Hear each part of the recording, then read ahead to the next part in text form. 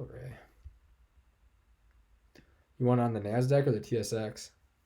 Because that's going to change it on TradingView, what it looks like. The Nasdaq. You got it. Yeah.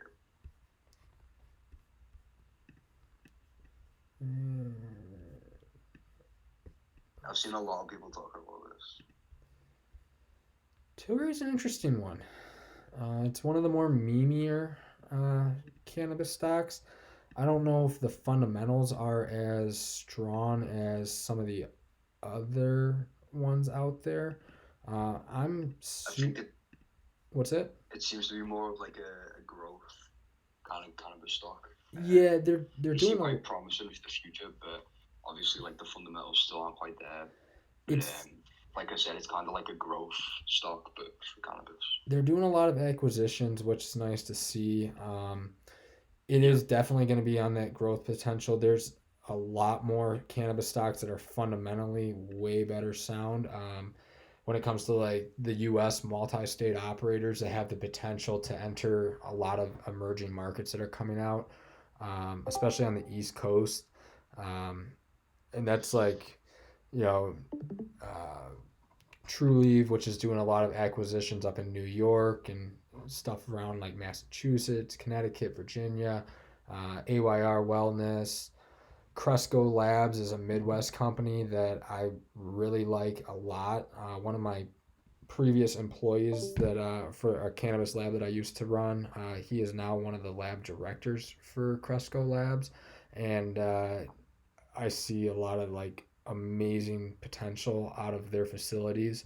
Um, Another big one is Cureleaf. They're doing crazy acquisitions all the time. Uh, they've kind of got that vertically integrated approach where it's going to be from seed to sale. They're growing it, they're extracting it, and then they're selling it in their own dispensaries. They just picked up some big brands, being Select Cannabis. That's a big Cali brand. And I think they're working on getting the Cookies brand with Gage. And then, I mean, what else do we got for cannabis? I mean, really, I'm my one of my most bullish ones is actually going to be Willow Biosciences, and basically it's a penny stock that no one talks about, no one really knows about, and it's like a 5 to 10 year out play. I wouldn't expect any movement or profits or anything crazy on it in the near term. It has to do with the next up and coming generation of cannabis products that we're going to see. Uh, Kind of just briefly, cannabis version 1.0, and this is all like from what I've seen. I've never seen any industry professionals kind of put it this way. It's just kind of how me and my professors in the cannabis program here at Lake State kind of discussed it before. But cannabis 1.0 was basically the use case for cannabis. It was from origin until the mid 90s. It had your flower, it had your hash, your basic crude cannabis products, and it showed that it had a use case, whether it be medical or recreational. People want to smoke cannabis. Um, Cannabis 2.0 is where we're at now, and it's where we just kind of started getting into. Uh, and we evolved our use case to give us an effective means of use, and that would be done through advancements in concentrates and mainly formulations chemistry. So we're learning which cannabinoids have which pharmaceutical effects. We're learning the pharmacodynamic profiles of all these cannabinoids and terpenes, which is what I want to actually study after getting my bachelor's. Is there's nothing that I know out there currently, but the pharmacodynamics of cannabis hasn't been studied at all. So I'm interested in seeing how these cannabinoids enter the body metabolizes them, and how they are excreted from the body, along with the effects that they bring. Uh, so the formulations chemistry side that we're kind of learning right now is we're trying to knock out the doses, figuring out effective therapeutic dose ranges, and then combining them together to produce a desired effect or emotion derived product. And then Yeah.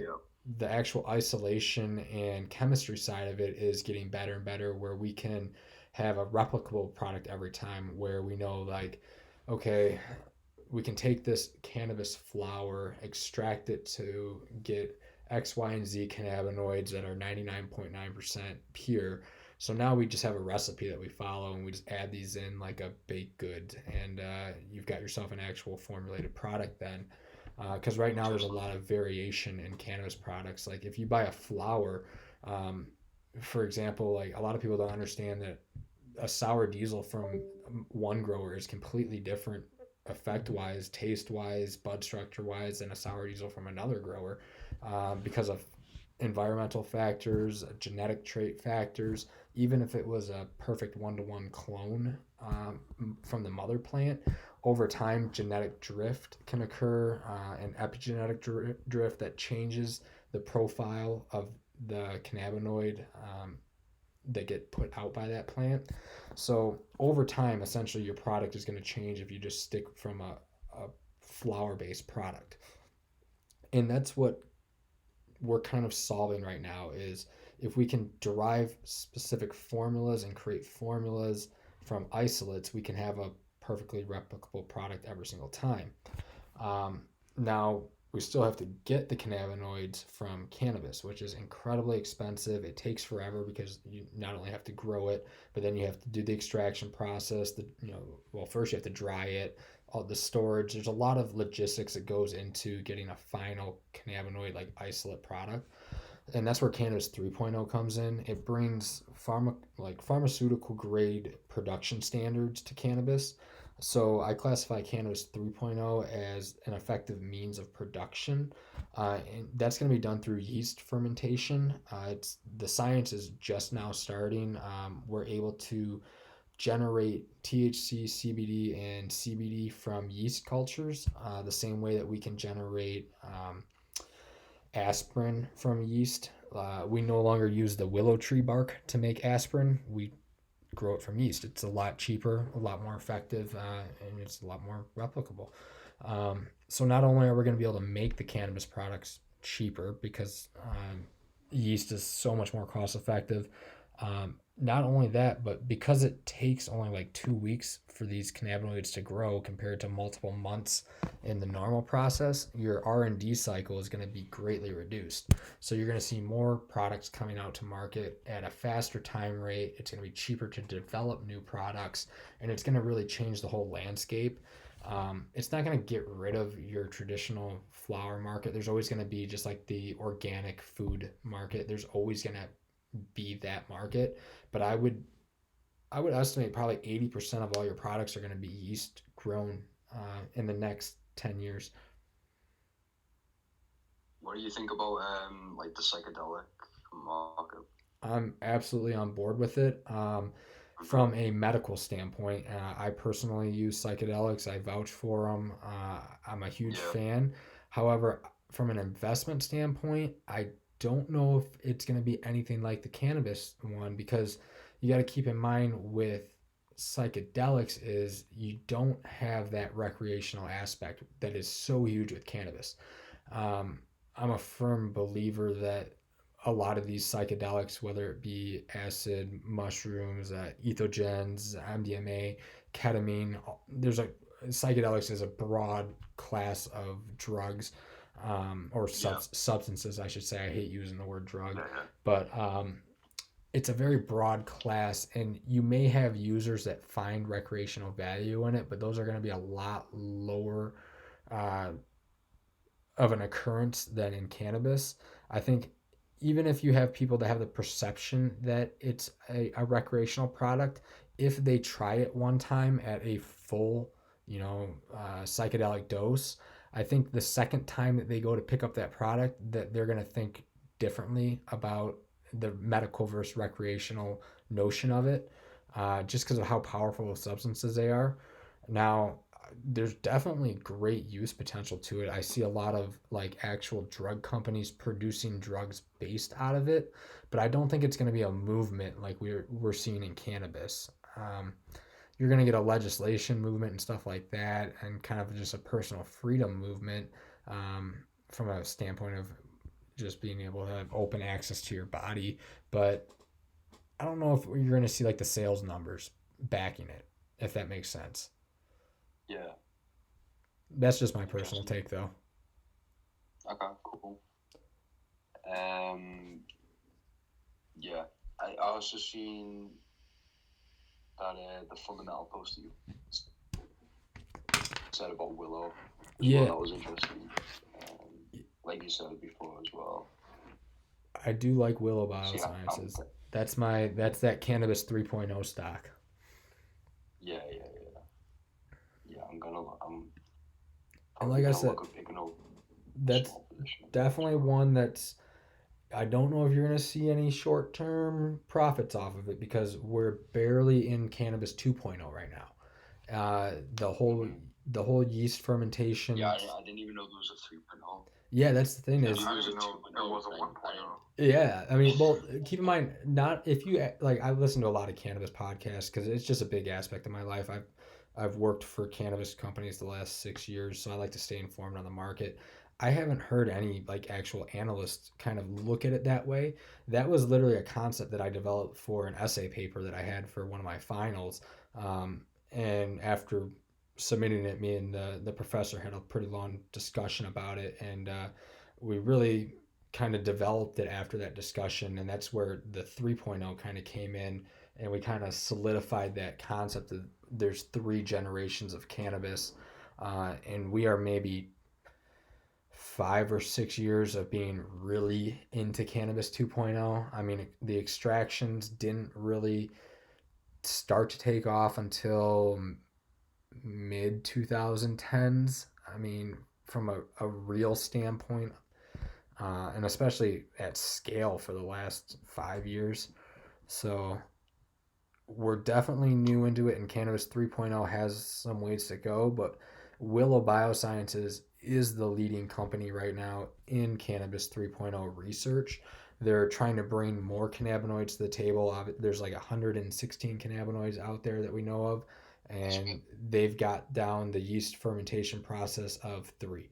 So you can see Yeah. how big of a hurdle that they have ahead Mm-hmm. if they want a full, complete sequencing of what the cannabis plant can bring.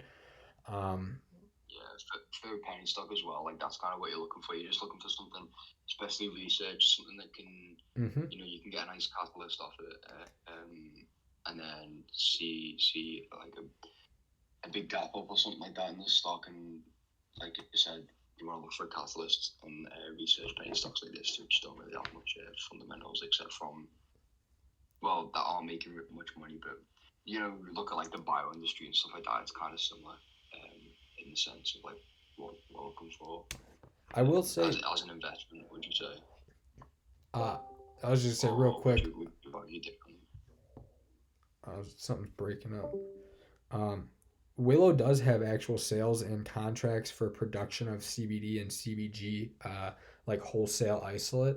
So they are producing profits on top of advancing the research, which is another reason why I like that as a fundamental Okay, play too. so that's beside the 3.0. That's just standard cannabis production. Yeah, so well, they're using Cannabis 3.0 techniques to do their wholesale production of the CBD and CBG. So they pioneered the SOPs basically for how to do the yeast fermentation, and then they're bringing it to market using their process. So they've nailed down CBD, CBG. I believe they're in the works for THC. If not, they've already started sales on that or opening the pipeline. Um, and they're a Canadian based company, so the sales pipeline in Canada is kind of oversaturated and messy right now. But it's nice to see that they're not just solely focused on like finding out the SOPs, patenting the SOPs, and then just selling those off or creating a royalty on anyone that uses it. They're actually producing their own product with it as well. So they've got multiple lines of sales money coming in. Yep, sounds good.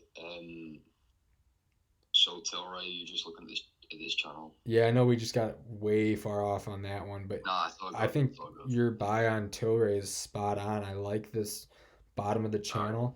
channel. Personally, oh, this is only on the 4 hour. Let me go to the 4 hour chart. Um, Me personally, I'm a little bit less risk adverse than some of you guys when it comes to stocks, just because I place more of my risk on crypto. So I would have waited for maybe one or two green candles just to kind of show a confirmation of a trend reversal, because you wouldn't want that to keep going down and hit this 16 level. Um, because if we break this channel right here, which I doubt it will, because it has I'd been probably kind of, put it below that trend line. It's yeah. just a swing, so I'm gonna look to it. I'll probably have a stop loss below Oh yeah, I would do a tight stop loss on the swing, but I definitely, that. I mean, on the 1 hour chart, it's looking good.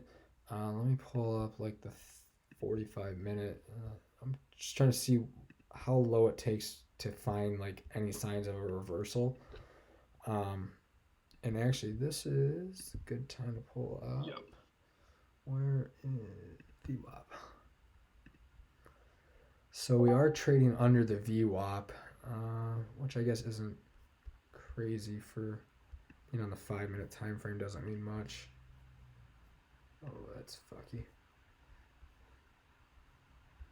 Yeah, it's just kind of riding the VWAP line. I mean, it looks like it has potential to swing up. It would be one that I would definitely in the morning. I'm gonna be keeping my eyes on, and I may actually right now just set a price alert along with, I forgot what other one I did an alert on for today, but Yeah, I think it was.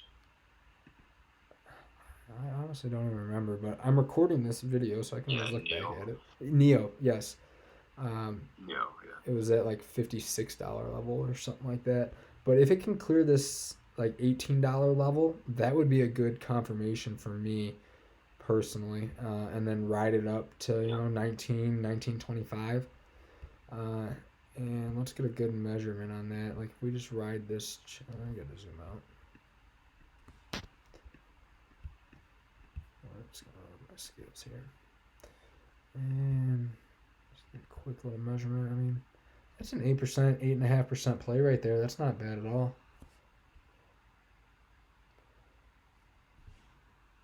Alright, boys, I'm gonna head off. Thank you for talking. Yeah, I'm about to head off here. I got about 15 more minutes left if anyone has any charting questions for me personally.